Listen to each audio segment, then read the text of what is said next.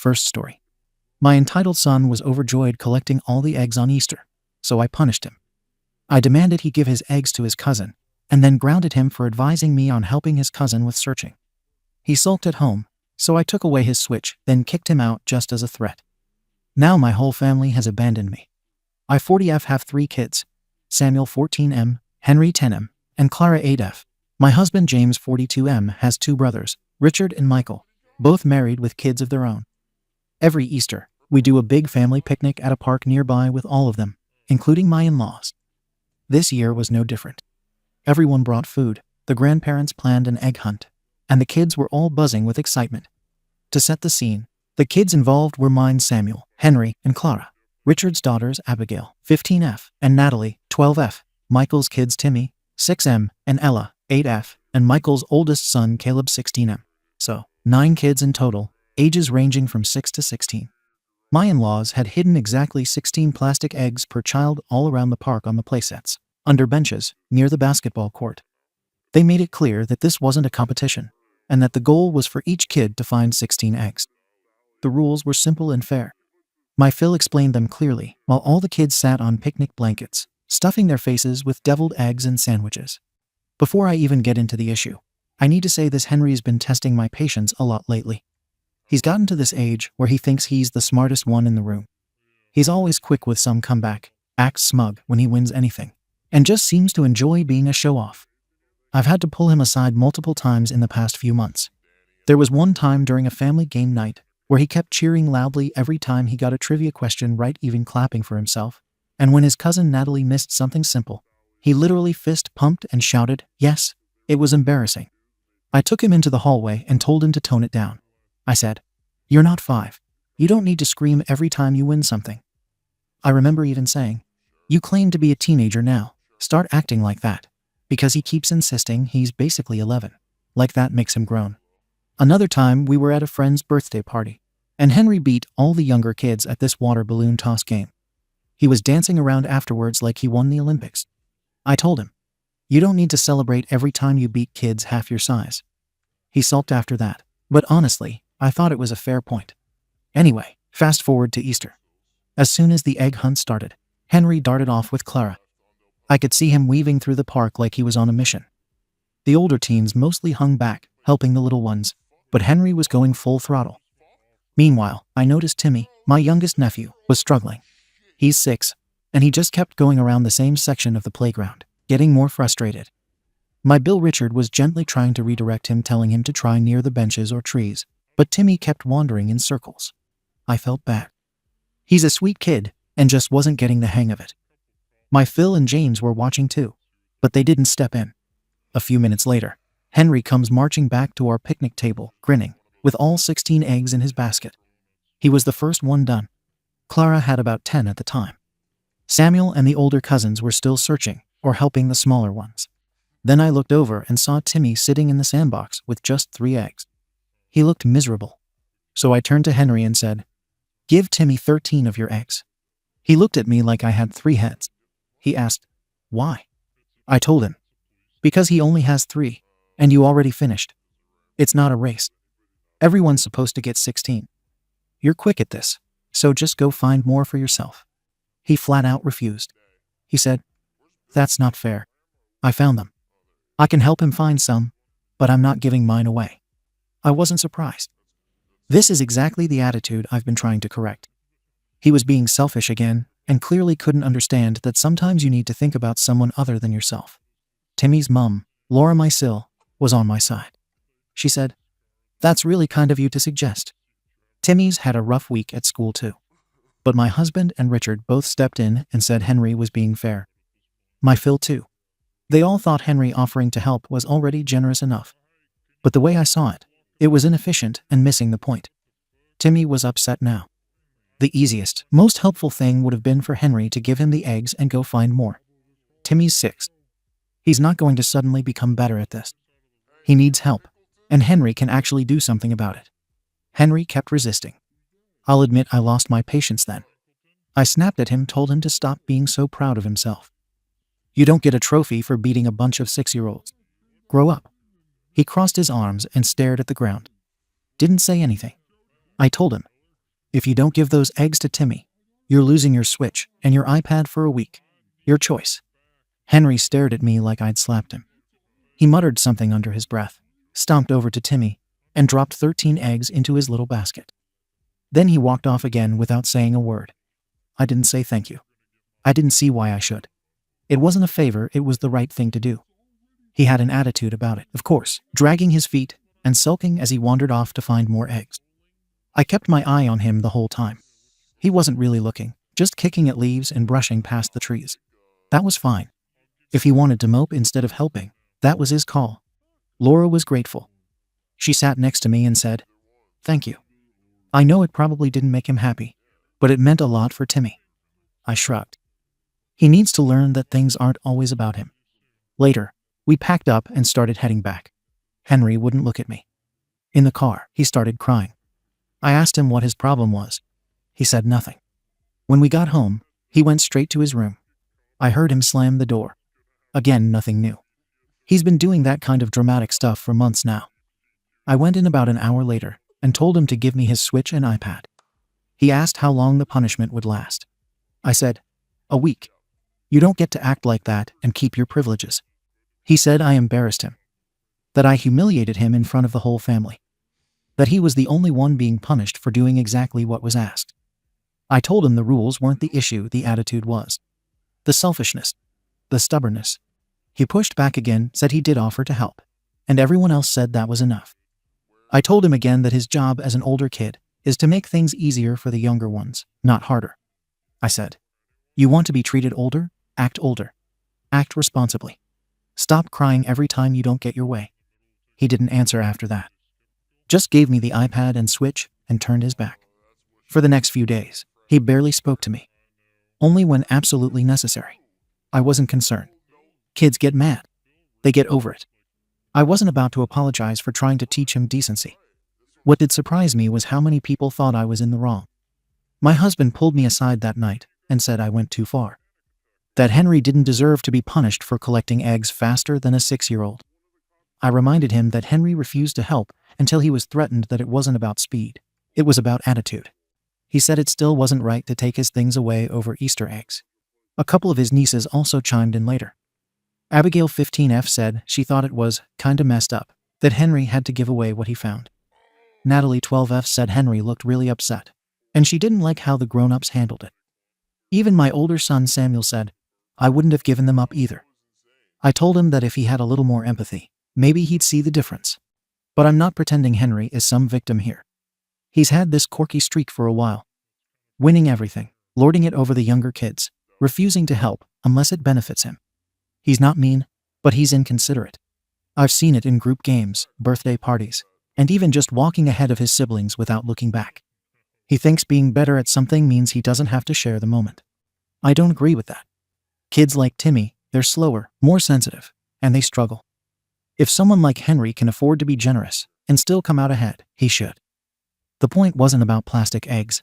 It was about being a better person. My sil Laura agrees with me. She said Timmy had come home much happier and that he felt proud to have finished the hunt. That reinforced it for me.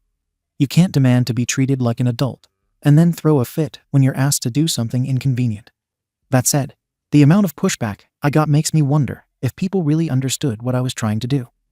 I wasn't rewarding bad behavior. I was correcting selfishness.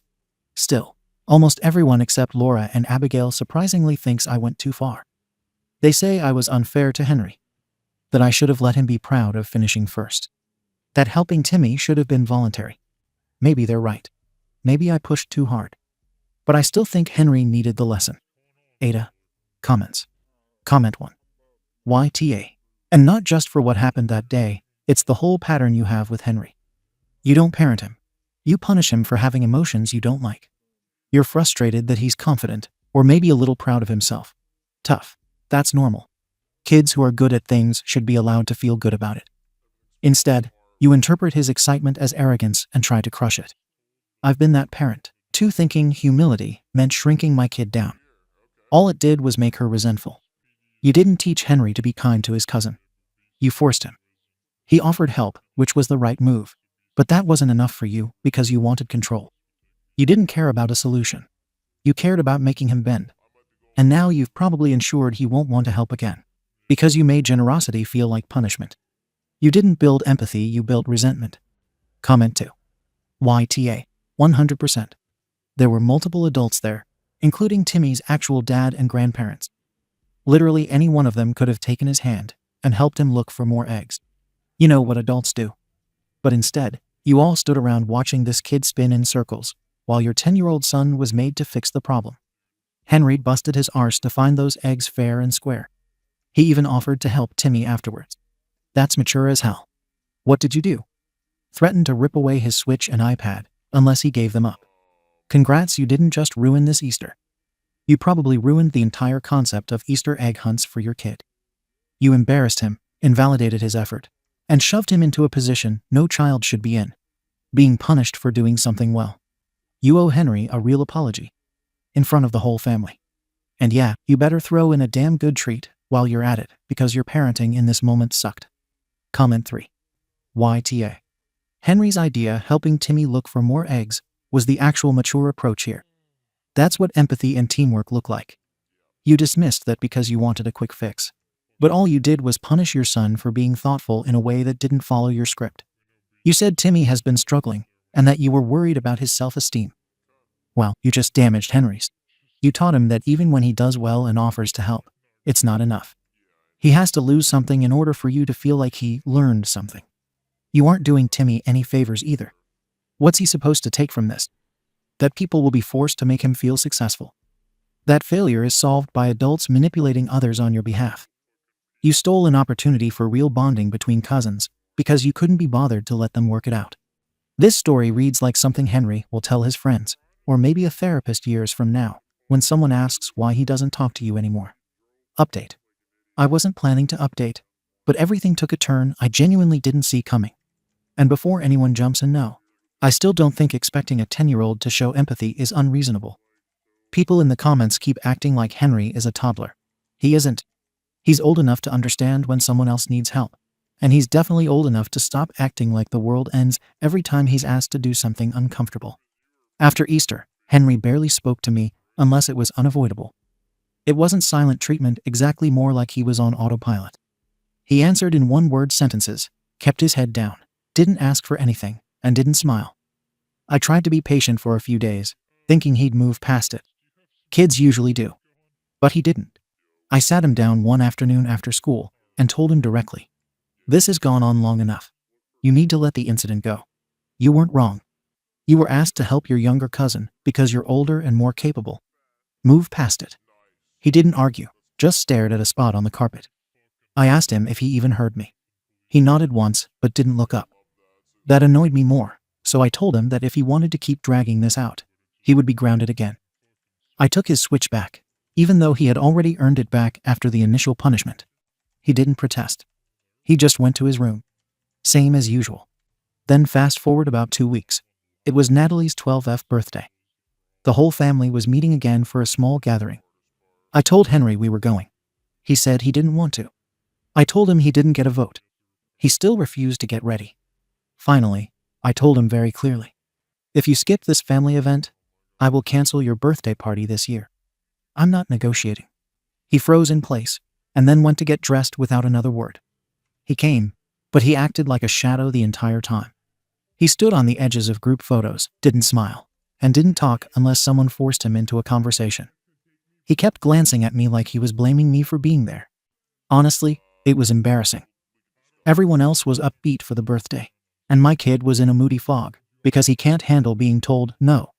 After that party, things didn't improve. Actually, they got worse in subtle ways. One afternoon, we were at the park with some neighbors. One of their toddlers, maybe 3 years old, toddled over to Henry and pointed at a small toy car Henry had brought. He wasn't using it at the moment. It was sitting in the grass next to him. The mum said, "Oh, he really likes that little car. Could he play with it for a bit?" She was smiling politely.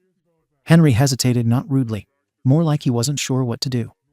Before he could answer, I stepped in because, frankly, I wasn't dealing with another mine meltdown. I said to Henry, "Prove to me you're a good kid at least this time." He looked at me. Then, without a word, he handed the toy over and walked straight home. He didn't even wait for me or his siblings. When I got home 10 minutes later, he was already in his room with the door shut. I told James what happened, expecting him to finally see what I've been dealing with: the moodiness, the overreactions, the dramatic withdrawals. Instead, he said, "Maybe ease up. He's been having a rough month." I snapped at him. He's having a rough month because he refuses to let go of one minor situation. Raising 3 kids isn't easy, and I don't have time for these emotional theatrics. James said he understood that, but Henry's not bouncing back like he usually does. He's not playing outside, not talking much, and not laughing at anything. The teachers emailed us saying he stopped turning in classwork and stares at his desk most of the day. They recommended a meeting, and now James has made it his full-time mission to snap him out of it. He's doing extra one-on-one activities with him, trying to joke with him, and taking him out for short drives. None of it is working. Henry sits there, quiet, detached. Meanwhile, I'm the bad guy. Not directly, no one is saying that out loud, but the way they tiptoe around me is obvious. The grandparents are acting overly cautious. Samuel is giving me short answers too, like he's scared to take sides. Clara is the only one acting normal, but she's 8 and doesn't pick up on dynamics like this. I'm also dealing with something none of them seem to recognize. I can't afford to piss off my sister-in-law Laura right now. I owe her money, a decent amount from last year. I've been making small payments, but realistically, I'm not paying it off anytime soon. If things sour between us, it becomes a financial problem too. So yes, her agreeing with me about the Easter situation helped. I'm not pretending otherwise. I can't afford conflict with her, financially or socially. And before anyone judges that, sometimes parenting is about balancing what's best for the family overall, not catering to one child's emotional hiccup. But now I'm stuck in this situation where I feel like I'm the only adult maintaining expectations, while everyone else is bending over backwards because Henry is acting fragile. The school wants a meeting. James thinks I need to rebuild trust. Henry barely speaks unless necessary. Samuel is distant. Laura is overly sweet, which worries me because she only gets like that when she senses tension. I'm frustrated and overloaded and trying to keep all 3 kids on track. And instead of support, I'm tiptoeing around a 10-year-old who refuses to move on. I don't know if this is an overreaction on his part, emotional manipulation, or something else entirely. But I didn't think asking him to share Easter eggs, and then expecting him to let it go afterwards, would spiral into this. I still stand by my point. He isn't a small kid anymore. He's capable of compassion. The reaction he's having now feels disproportionate, and I don't know where to go from here. Comments. Comment 1. YTA. He didn't smile at a birthday party. So what? He handed a toy over without a word. Okay, and he doesn't get excited to join family gatherings anymore. That's not attitude. That's withdrawal. And withdrawal is a symptom. You are actively turning parenting into a power struggle. Everything becomes a moral test where Henry has to prove he's a good person. That's some twisted bullshit to put on a 10-year-old. You treat basic kindness like a test he keeps failing, even when he's complying. And that "prove to me you're a good kid" line? Jesus Christ. What kind of parent says that out loud? You're not raising a kid. You're training him like a damn show dog and punishing him when he doesn't bark on command. He didn't fail you. You failed him. Period. Comment 2. This post made my stomach turn. You say he's not a small child anymore. That's the problem, he isn't. And you still treat him like he's supposed to act younger and older at the same time, depending on what suits you. He's 10. That's not a teenager. That's a child trying to figure out his place in a world where even his own parent questions if he's a good kid. That phrase, "prove to me you're a good kid at least this time," will stick with him. I promise you, he'll hear that one line every time he doubts himself, every time someone criticizes him, every time he messes up. Because it didn't sound like discipline. It sounded like a verdict. You're not raising him, you're wearing him down. And when kids like that hit teenage years, they either disappear emotionally or snap completely. You won't see it coming until he stops coming to you altogether. Comment 3. What's fascinating here isn't just your parenting, it's how your entire family's dynamics are unraveling, and you don't even seem to register it. Samuel is distant. Clara is mimicking you for now. James is quietly shifting loyalty to Henry. Your in-laws are cautious around you. Even your Sil, the one you're financially indebted to, is walking on eggshells. You're losing influence and doubling down because you sense it, but don't want to face why. And then there's Henry, who you keep describing like he's a problem to be managed instead of a person you're supposed to nurture. He gave in, obeyed, and stayed quiet. and you still interpret that as defiance. You're so caught up in your own narrative of being right that you've completely lost sight of the consequences. You're not the parent keeping the family together, you're the one holding it hostage. Update. I didn't expect things to fall apart this badly. I knew Henry was upset, fine. I knew he was moody and stubborn, and not letting go of something minor. But I didn't expect everything to collapse over it. I didn't expect my entire family to flip the way they did. Let's start with what happened at school. Last week, I got an email from Henry's teacher saying he had an emotional outburst during a science group project. He snapped at another kid, refused to participate, then shoved his desk back and just sat with his arms crossed the rest of class. When the teacher asked him to explain, he told her, "I'm tired of people forcing me to do stuff." They called it oppositional behavior and wanted a follow-up with the counselor. I was stunned. Not because Henry had misbehaved, I knew he'd been acting off, but because they were now tossing around labels. They're hinting at things like depression, oppositional defiance, and emotional trauma, all from one argument. It felt like a total overreaction. James disagreed. He thought it made sense. Said Henry was probably just overwhelmed, and that the behavior fit the pattern. I didn't like that phrase. Pattern. That makes it sound like there's something wrong with him. Like my son is damaged. James said, "We need to listen to what they're seeing." But all I heard was the school calling my kid unstable and my husband nodding along. To make it worse, James thought it would be a good idea to invite the counselor to our house to help Henry see we're all on the same team. He didn't tell me until the night before. I was furious. A teacher coming into my house to tell me how to raise my son. No warning, no heads up, no consent. But James brushed it off like it was no big deal. The visit was tense from the moment she arrived. I said maybe 5 words. She smiled politely, complimented our living room, and then gently started asking Henry about emotional safety at home. I nearly exploded. Henry didn't say much, but I could tell he liked her. That only pissed me off more. After she left, I told James never to do something like that again. He said I was being paranoid, and that we all have blind spots. I figured if Henry wanted a peace offering, fine. I bought him a new case for his tablet, and told him I'd let him go to the arcade that weekend if he started turning his homework in on time and dropped the sulking. He looked at me, set the case on the table, and walked out of the room. That was the last straw for me. I've bent, I've offered grace, and I've tried to meet him halfway. But every time, he walks away like I'm the enemy. Then came the family dinner. Everyone was there: James, the kids, my in-laws, Michael and Laura, and the nieces and nephews. I was already tense because I knew people had been talking. Ever since Easter, there's been this fake niceness around me, like people are waiting for me to explode. Honestly, I don't even know how it started. But suddenly Laura brought up how thankful she was that Timmy had such supportive cousins. I knew what she was doing. She was referencing Henry. Again. Dragging it out, painting him as a bad guy by omission. I made a comment. Something like, "Well, some kids know how to appreciate what they're given." James shot me a look. Laura went quiet. Henry stiffened. Then Samuel of all people spoke up. "This is why no one wants to talk to you anymore." It was like a gun went off. I turned to him and said, "Excuse me." He stood up, red-faced, and said, "You've ruined everything. You treat Henry like garbage, and now Clara's scared, and I want nothing to do with this family." Then he stormed out. I turned to Henry and yelled, "You know what? You want to cry to Grandma and Grandpa about how mean I am? Go live there. Go. Walk there right now and don't come back. I'm done with the victim act." He went completely pale. James shouted, "Enough." But I'd already stood up and pointed at the door. He got up and left. James followed him.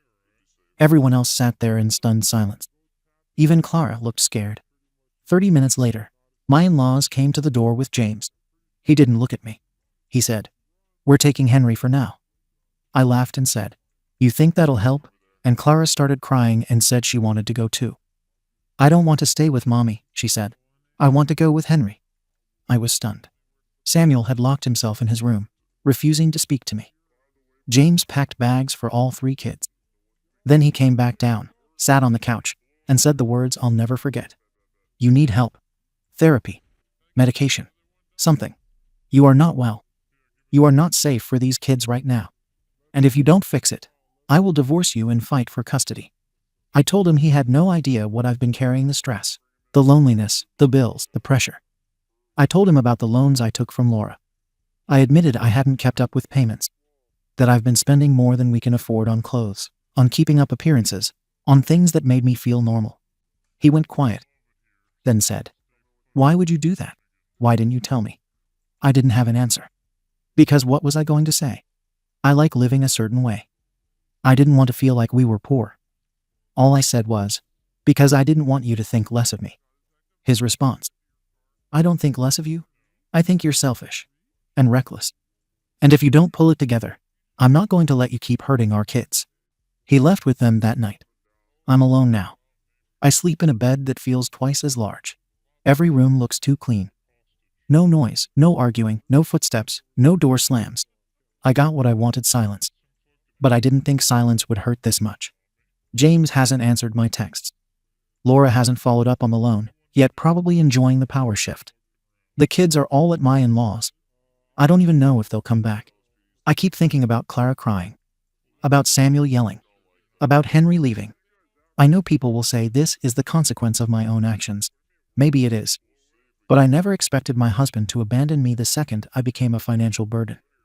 Not after everything I've done for this family. Maybe I was wrong. Maybe I wasn't keeping anything together at all. Comments. Comment 1. You know what? I don't even feel bad for you. You nuked your own family, and now want pity because you're lonely. That's the part that gets me. You don't miss your kids. You miss being in charge of them. You kicked your son out of your house in front of your entire family, and told him to go cry to his grandparents, and now you're shocked your daughter begged to leave too. You spent months making him feel worthless, mocked him when he showed normal emotions, and accused him of emotional theatrics because he didn't bounce back like a damn cartoon character. And then you want credit for offering him a tablet case? And the second your husband said you needed help, you turned it into "he abandoned me." No, he drew a line. He gave you a reality check. He did what you refused to do. Put the kids first. You're not a victim here. You're just facing consequences. You don't get points for finally admitting the debt when it blew up in your face. Get help. For real. And don't do it so they come back. Do it because they deserve better than who you've become. Comment 2. This entire post gave me flashbacks. I grew up with a mum just like you. Everything was always about how she felt. Her embarrassment, her frustration, her loneliness. My emotions, inconveniences. You didn't just ruin your relationship with Henry, you poisoned your whole family dynamic. You created an environment where love was transactional. Prove to me you're a good kid. Earn your gift by being less upset. Smile for the camera or else. And when your kids finally broke under that pressure, you blamed them. You say you're sad your husband abandoned you the second you made him responsible for the money. But that wasn't the trigger. That was the final straw. He watched you emotionally batter his kid, lie about your debt, and turn the family into your personal hierarchy of approval. If you don't see that if you keep centering yourself in this story, you'll stay exactly where you are. Alone, confused, and resented by the people who once needed you most. Comment 3. I've got 3 kids, a full-time job, aging parents, and bills up to my ears. So believe me, I get how easy it is to lose your grip and lash out. But here's the difference. When I screw up, and I own it. I apologize. I don't punish my kids' sadness. You had so many chances to stop this spiral. Henry offered help. You called it selfish. He gave away the toy. You shamed him. Clara cried to leave with her brother. And you were shocked. Why? She's been watching. They all have. And now that everyone's gone, you want to talk about being abandoned. Girl, you kicked your own 10-year-old out and dared him to walk to his grandparents. Your family didn't abandon you, they escaped. Get therapy. Update. I didn't think things could get worse, but they did. And before anyone jumps in with consequences, let me say this. I didn't deserve for my entire life to collapse because my 10-year-old couldn't handle being asked to be kind. People have blown this so far out of proportion that I barely recognize my own family anymore. A week after the kids left with James, I drove to my in-laws to talk to them face to face. I didn't call first. I figured I shouldn't have to. I'm their daughter-in-law, mother of their grandchildren. I expected at least enough respect to open the door. Instead, when I knocked, my mill cracked it open like I was a stranger selling something. She stepped outside and shut the door behind her. Wouldn't even let me in the house. I asked to speak to the kids.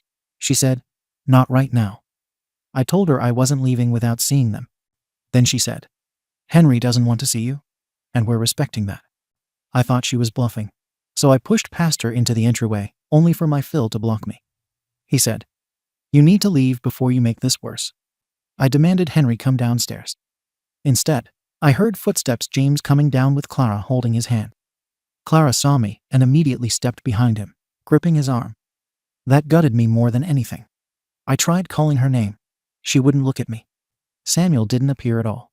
I asked why everyone was acting like I was dangerous. No one answered. James just said, "Go home." I refused. I said they were poisoning my kids against me. That's when James said, "You did that yourself." 3 days later, I was served divorce papers. Not trial separation, not counseling. Actual divorce. James moved fast, almost like he'd been preparing. Full custody request. Child support calculations. Notes about emotional harm and unsafe parenting dynamics. Like I'm some unstable abuser, not the mother who carried and raised those kids. I called him, but he blocked my number. Called from my work phone, he hung up before I finished saying his name. Around this time, Laura suddenly remembered the money I owed her. She asked for repayment, not privately, but in our family group chat. She wrote, "OP, any update on the repayment timeline?"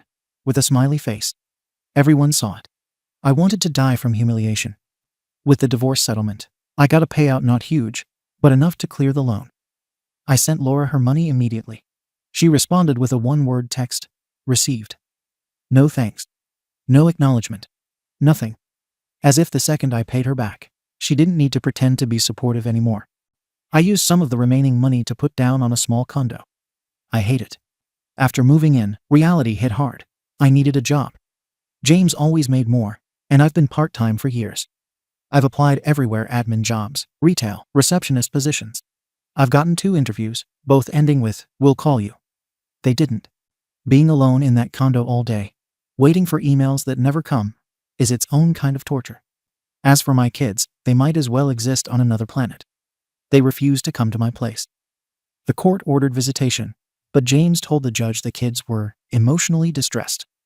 The judge didn't force anything, just scheduled a hearing for later. So I get nothing for now. I've texted them. Short, neutral messages. "Hope school is going well. I miss you. Let me know if you want to talk." Only Clara replied once with, "I'm okay." That's it.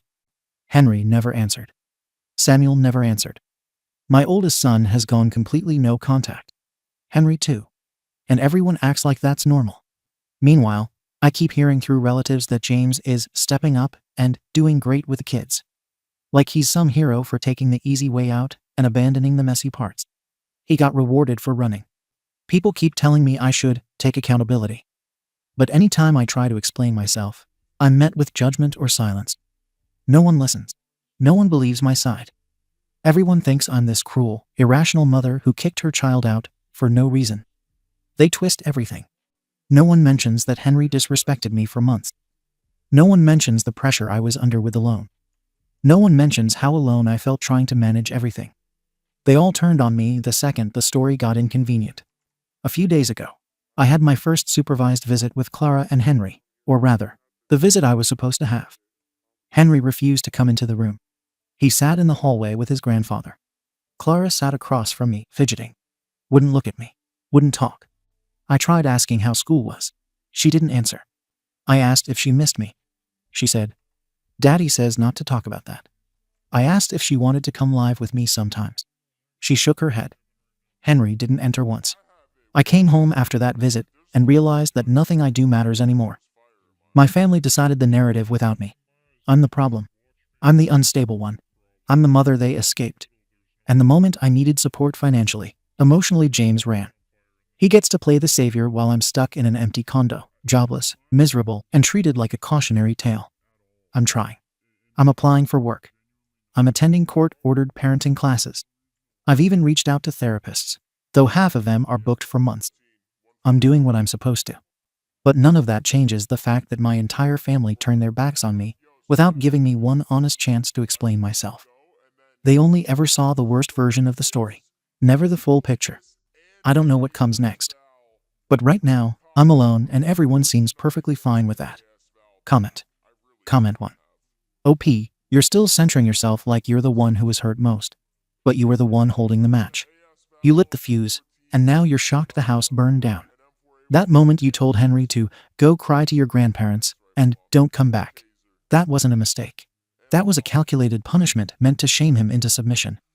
And now that he actually took you at your word and left, you're calling him ungrateful? What stands out most to me is how you describe every person in your life like they owe you something. James was supposed to stay loyal while you lied about debt. The kids were supposed to get over it. And your in-laws were supposed to let you in after you emotionally exiled their grandson. You want your kids to see your pain. But all they've seen is that your pain always comes at the expense of theirs. That's why they're gone. Comment 2. You say James ran the second you made him responsible for money. But that's a lie you're telling yourself, so you don't have to face the actual issue. You financially deceived your spouse. You took loans behind his back, lived above your means, and had no real plan for repayment. Then you tried to keep Laura on your side because you owed her, which affected how you treated Henry. That's manipulative. Full stop. You still haven't said what you spent all that money on, just that you liked a certain lifestyle. That tells me this wasn't about family survival. It was about image, and the second James questioned it, you made yourself the victim. It wasn't the money. It was the secrecy, the control, the emotional games, and the refusal to take responsibility until it exploded. And even now, your update ends with, no one gave me a chance. You had dozens of chances. You chose pride every time. Comment 3. Henry won't even enter the room. Clara hides behind her dad. Samuel won't text you back at all. These aren't rebellious kids, they're scared of you. Emotionally, psychologically. They don't trust that they'll be safe around you. Kids don't go no contact with a parent unless they've reached a breaking point. Yours hit theirs together. That's rare and says a hell of a lot. You keep saying no one believes you.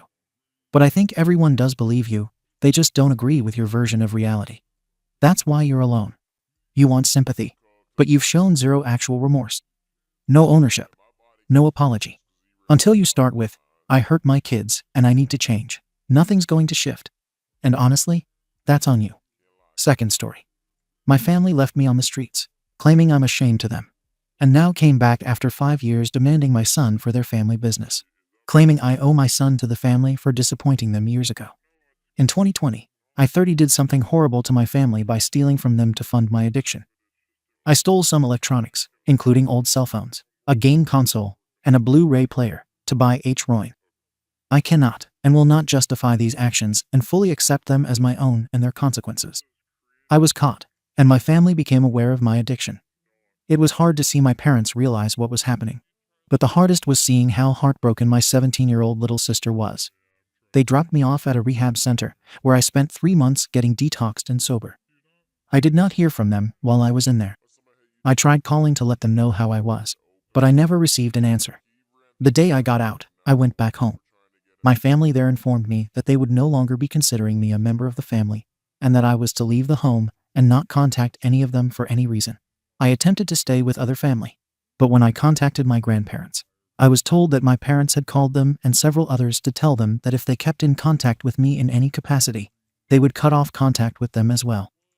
I was able to see how my sister was doing via my mother's Facebook posts, but after liking one, I was messaged and told that I am allowed to look at the posts, but all other family members will be blocking me, and I am not to interact with my mother's posts. I was completely destroyed and left on the streets. I stayed in a homeless shelter and got a menial job, enough to get a rundown apartment, and slowly put my life together. I went through therapy to process the extreme grief I felt. I focused on work and did enough school online to finish my degree from when I dropped out at 21. I was able to secure myself a very good position several states away and moved there as soon as I could. 3 years ago, I met the woman who is now my wife. Her father went through a similar struggle with addiction, and her family welcomed me with open arms. Last year we got married, and 3 months ago we welcomed our son into the world. Of course, being a proud new dad, I posted my boy all over social media to show him off to the world. Since then, I've been inundated with calls and messages telling me that my parents want to meet my son. I have no plans to allow that. My family abandoned me at my lowest and actively worked to cut me off from any familial support I could have had. I am not owed forgiveness for my actions, but I can't pretend that what they did was anything less than complete disownment of me at my most vulnerable. I told them, not very politely, that I do not consider them my real family, and that they are to come nowhere near me, my wife, our son, or anyone related to us. I've been getting messages daily about how I never earned their love back and am cheating them out of having a son again. And thus I owe this to them, from my parents and others. I am not giving in at all, nor do I ever plan to. Ada? Edit. There's been a lot of replies along a broad spectrum of opinions and takes. I may not have replied to them all, but I did read them all. For now, I am stepping back. My wife and I have decided that we are going to be speaking with my parents via a video call and discussing the past 5 years, and where everyone stands as of today to gauge where we all are and decide how to move forward. I'll be taking everything I've read here into consideration in how I decide to approach this situation. I've seen a lot of people wanting updates. I will post an update on this when the dust has settled, and I can say with some certainty what's going to be happening. Thank you all for your words of kindness and otherwise. Every one of them is appreciated. Comments. Comment 1. How were you supposed to earn their love back when they made every possible effort to shut you out? Comment 2. Moreover, I think everyone can understand that OP had to earn their trust back. But the love for OP should have been there unconditionally and all the time. Comment 3. Make all of your social media private. Share with your in-laws how you feel and make sure they have your back. More than one well-meaning relative has been known to leak photos or even plan an ambush for a happy family reunion. Good luck. NTA. Comment 4. Forgiveness is optional, and access to your child is a privilege, not a right. Comment 5. Forgiveness is optional, and access to your child is a privilege, not a right. Particularly in light of this statement. I've been getting messages daily about how I never earned their love back. Okay, I'm old and slow now. However, will someone please explain to the rapidly aging old person here how OP was supposed to do that when they were completely blocked from all of their former family's socials, and B, other family members were threatened with also being cut off from the rest of the family forever and ever. Amen. If they gave OP any info. Seriously, I'm not seeing how that was even going to be remotely possible. And now they are yelling about grace and forgiveness. Really? That's a bold stance to take given how they set all of this up back when they cut OP off. But I guess that's just when it's convenient for them, and not the other way around. NTA, IMO. Judgment NTA. Update. A little bit back, I posted a thread on this sub. I want to thank everyone for their words, both kind and unkind. I look back on that post and feel like I did not hit the mark in some areas for how I expressed myself and the situation. And so it was interpreted in wildly different ways by different people. I initially wanted to address those, but to be honest, I'm ready to leave this behind, so I'm not going to do that. The only thing I will add clarity to, since it came up several times, is that my family did not pay for my stay in rehab. I was making less than $20,000 per year, and my employer only offered an HSA for health benefits, so I qualified for Medicaid and had been on that since I moved out of the house. Medicaid in my state pays for the cost of inpatient rehab, and this is how my treatment was funded. For the sake of brevity, and so that I don't dwell on it longer than I should, I will briefly run through some relevant context and a short summary of what my father expressed to me during our conversation. To add some context that I think explains his mindset, I will give some of my father's history here. He came from China to the US to attend college and fell in love with the country. My father hates China and communism. He saw America as a land where he could have the opportunity to thrive in ways he couldn't in his home country. So he married an American woman and stayed here, starting his own business. My father's dream was that one day, he would pass this business down to his son, then to his grandson, continually passed down as his legacy. He was very much a tiger parent, and my mother, having always been very submissive, followed suit. I'd been told from a young age that this is what my future would be, and my life was curated around it, down to what university I would attend and my major. All of this will give context to my father's position. The call was just me, my wife, and my father. It was a long and awkward conversation, but here is the gist of it. My father regards my bisexuality and my decision to not finish college as direct actions of ungratefulness to his efforts in raising me, and feels that I have not been thankful that he did not take action against me earlier. Me being bisexual still left room to marry a woman and have children, so he did not interfere with it. He could still teach me how to manage the business, even if I needed to hire others to help with the physical labor involved with it. So he got past the fact that I dropped out of college. However, it was not the stealing that broke the camel's back to him. It was the fact that I used drugs at all. He was upset that I had stolen from the house, but to him, it was ultimately inconsequential compared to me abusing a substance. The fact that I used drugs at all meant that I could not be trusted with his legacy. And since I could not contribute to the family legacy, it was necessary to cut me out of the family entirely to avoid the shame of having an addict among them. He made it clear that this is how he felt then, and that his feelings have not changed, nor will they ever change, no matter how clean I stay or how successful I become, because I ruined his dream. Despite this, I owe him a debt of gratitude by leaving the family vacant of a son to pass his legacy down to. Now that I have a son of my own, there is potential my father's legacy could be passed down to him. As someone who used drugs, this necessitates him and my mother stepping in to ensure my son is properly raised into the position I was to inherit. I did not get to speak to my mother to ask her about the messages she had sent me. The call ended pretty abruptly when my wife realized that it wasn't a conversation that would go anywhere. I was in a bad spot for the weekend after that Friday night. I cannot express with words how thankful I am that my wife was there to help me stay sane. I am going to spend the rest of my life doing every possible thing I can to be as much of a rock for her as she is for me. Right now, most of that is in the form of taking on any and all housework in addition to doing my part to take care of the baby while her body recovers. As our son grows up, I'll keep finding new ways to let her know how much I appreciate her. As for the future, this is what we've decided. On my part, I'm going to work a lot less.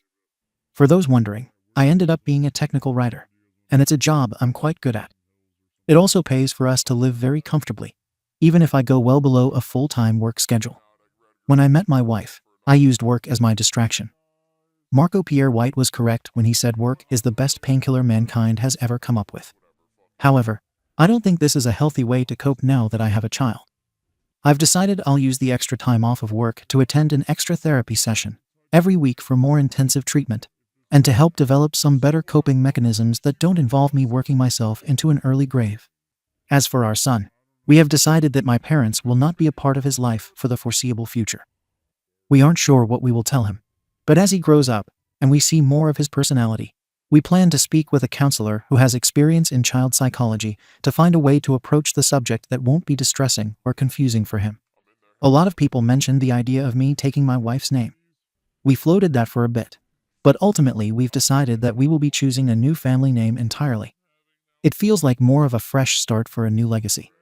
We aren't sure which name we will go with yet, but we hope to have that done by the end of the year.